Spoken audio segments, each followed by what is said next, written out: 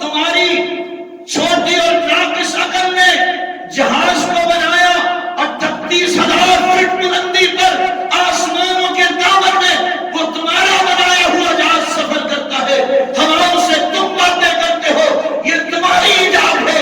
جس رب نے تمہیں عقل دیا، کیا وہ رب رات کے چھوٹے سے حصے میں اپنے محبوب کو عرش بری پہ نہیں پہنچا سکتا؟ حدیث باب میں آتا ہے زمین سے آسمان تک 500 سال کی مسافت ہے، مسجد حرام سے مسجد اقصی تک اس دور میں، آج نہیں اس دور کی بات کرتا ہوں، 1 مہینے کی مسافت تھی۔ اس وقت تو لوگ عقل کی کسوٹی پر پرکھتے تھے، عقل مانتی نہیں تھی۔ آج کے دور میں دیکھیں قرآن نے کہا وَنَضَعُ الْمَوَازِينَ الْقِسْطَ لِيَوْمِ الْقِيَامَةِ، حدیث کے بعد کے اندر بھی آتا ہے، قرآن میں بھی آتا ہے، قیامت میں ترازو قائم ہوگا۔ کیا ہوگا؟ ترازو قائم ہوگا، جس کے 2 پلڑے ہوں گے، ایک طرف نیکی کو رکھا جائے گا، ایک طرف بدی کو رکھا جائے گا۔ اس وقت مشرکین کہنے لگے ارے تلاوت قرآن کا کوئی جسم ہے؟ زکات کا کوئی جسم ہے؟ ارے اگر چلو زکات کا جسم ہو تو نماز کا کوئی جسم ہے؟ ارے کوئی جسم والی چیز کو ترازو میں تولا جائے، اس کا تو کوئی جسم نہیں ہے، لہذا تسلیم نہیں کیا جا سکتا تھا۔ آج موجودہ دور میں 1400 سال پہلے اللہ کے پیغمبر نے جو فرمایا تھا، آج تمہاری سائنس نے اس کا وزن کر کے سمجھا دیا۔ سنتے ہو نا، آج گرمی کی درجہ حرارت اتنی ہے، سردی اتنی سینٹی گریڈ، اتنی درجہ حرارت ہے۔ آج پتہ چل کے وزن ہوا کہ نہ ہوا؟ اگلی بات سنو، بخار، ڈاکٹر کہتے ہیں اس کو 101 کا بخار ہے، 102 104 کا بخار ہے، اس کا کوئی جسم ہے؟ اس کا کوئی وزن؟ آج سامنے آ گیا کہ تم نے اس کے درجہ حرارت کو سامنے کر دیا، رکھ دیا، پتہ چلا تو معلوم یہ ہوا جو بات 1450 سال پیغمبر فرما کر گئے تھے وہ سچ ہے، اعمال تولے جائیں گے، اعمال تولے جائیں گے۔ تم اگر اپنے درجہ حرارت کو تول کر اس کا وزن بتا سکتے ہو تو کیا وہ رب جس نے تمہیں بنایا ہے وہ نہیں بتا سکتا؟ بات سمجھ آ رہی کہ نہیں آ رہی؟ تو واضح پتا چلا کہ یہ اعمال کیا ہوں گے؟ تولے جائیں گے۔ تو میں عرض کر رہا تھا کہ یہ عقیدہ بنانا ضروری ہے کہ رحمت عالم صلی اللہ علیہ وسلم کو معراج کی رات اللہ نے بلایا اور اللہ نے مسجد حرام سے قرآن اعلان کرتا ہے، فرمایا سبحان الذی اسری بعبدہ لیلا من المسجد الحرام الی المسجد الاقصی، پاک ہے وہ ذات جس نے سیر کروائی اپنے بندے کو رات کے تھوڑے سے حصے میں مسجد حرام سے مسجد اقصی تک، الذی بارکنا حولہ، جس کے ارد گرد ہم نے برکتیں ڈال دی، لنریہ من آیاتنا، تاکہ ہم اپنی قدرت کی نشانیاں دکھا سکیں، انہ هو السمیع البصیر، بے شک وہ سننے والا، وہ دیکھنے والا ہے، وہ سننے والا ہے۔ رحمت عالم صلی اللہ علیہ وسلم فرماتے ہیں معراج کی رات جب مجھے رب العالمین نے عرشوں پہ بلایا، مجھے سیر کروائی گئی، مجھے سب کچھ دکھایا گیا، جنت اور جہنم کی سیر کروائی گئی۔ میرے آقا فرماتے ہیں کچھ لوگوں کو دیکھ رہا ہوں، ہل چل رہی ہے، بیج ڈالتے جا رہے ہیں، فوراً کھیتی تیار ہوتی جا رہی ہے، فوراً کاٹتے بھی جا رہے ہیں۔ پوچھا سفیر نبوت جبرائیل امین سے، اور جبرائیل امین یہ کون لوگ ہیں؟ ابھی تو بیج ڈالے، ابھی کھیتی پک کر فصل پک کر تیار ہو گئی، کٹ بھی گئی۔ جبرائیل علیہ السلام نے فرمایا آقا آپ کی امت کے وہ لوگ جو راہ اللہ میں جہاد کیا کرتے، جو اللہ کی راہ میں جہاد کرتے ہیں، راہ اللہ میں خرچ کرتے ہیں، میرا رب نقد عطا کر دیتا ہے۔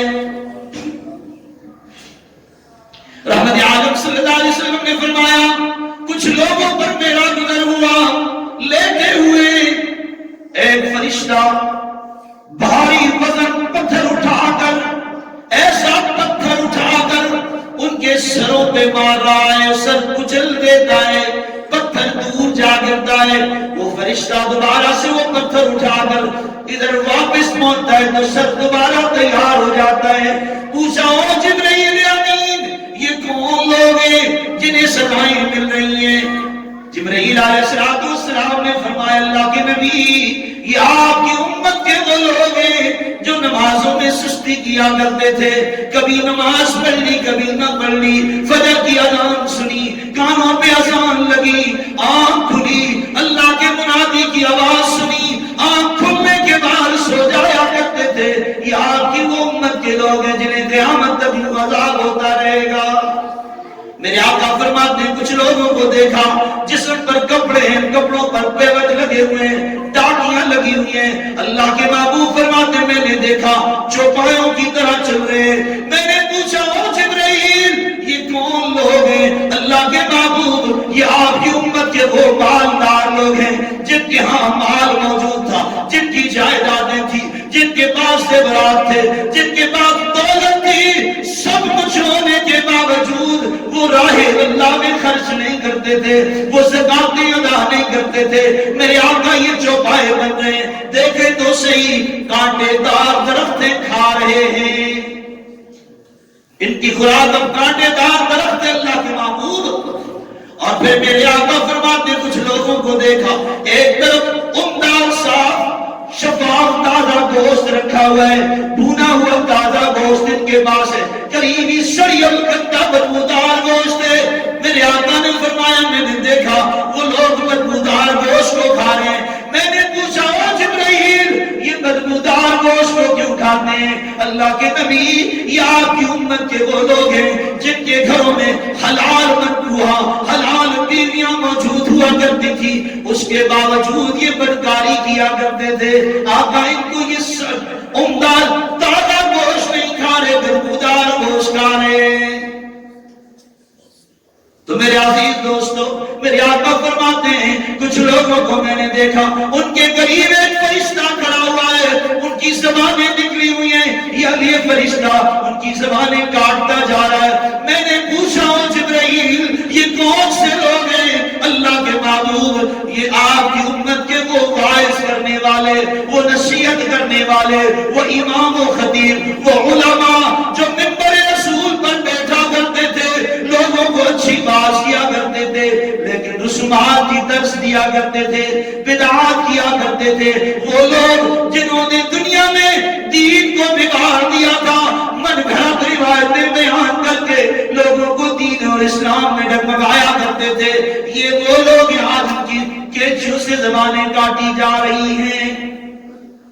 میرے آقا فرماتے ہیں کچھ لوگوں کو دیکھا مردار کا گوشت کھاتے ہیں۔ میرے آقا نے پوچھا حضور نے فرمایا میں نے جبرائیل سے پوچھا بتا جبرائیل یہ مردار گوشت کیوں کھا رہے ہیں؟ اللہ کے محبوب یہ آپ کی امت کے وہ لوگ ہیں جو دنیا میں غیبتیں کیا کرتے تھے، آج یہ بدبودار گوشت کھا رہے ہیں، سڑیل گوشت کھا رہے ہیں۔ اس قرآن نے کہا نا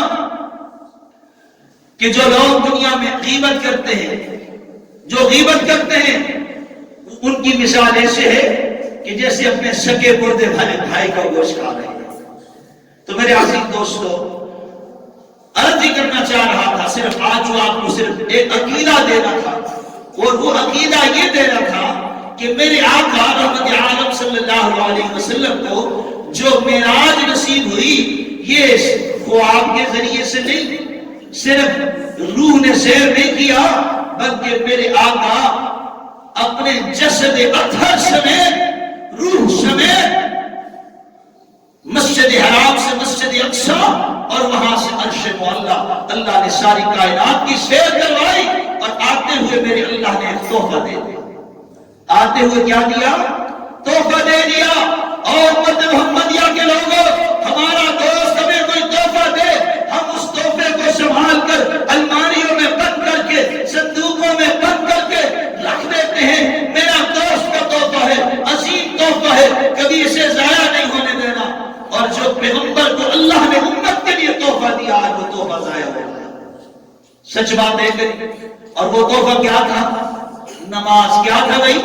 معراج دیکھیں سب احکامات اللہ نے فرش پہ دیے، لیکن جب نماز جیسی عبادت کی باری آئی رب نے فرمایا محبوب ہر عمل فرش پہ دے رہا ہوں، نماز جیسے عمل کو دینے کے لیے تجھے عرشوں پہ آنا پڑے گا، تجھے عرشوں پہ آنا پڑے گا، جاتے ہوئے تحفہ دے رہا ہوں۔ نماز جیسے عظیم تحفے کی امت محمدیہ کے لوگوں حفاظت کرو، اللہ کی قسم اس تحفے کی حفاظت کرو گے دنیا تمہارا قدم چومے گی، اس تحفے کی حفاظت کرو گے اللہ تمہیں دنیا میں بھی عزت دے گا، اور عالم برزخ میں قبر تمہارا کشادہ ہو کر استقبال کرے گی، عالم محشر میں اللہ کا عرش کا سایہ تمہارا استقبال کرے گا، اور جنت تمہارا انتظار کرے گا۔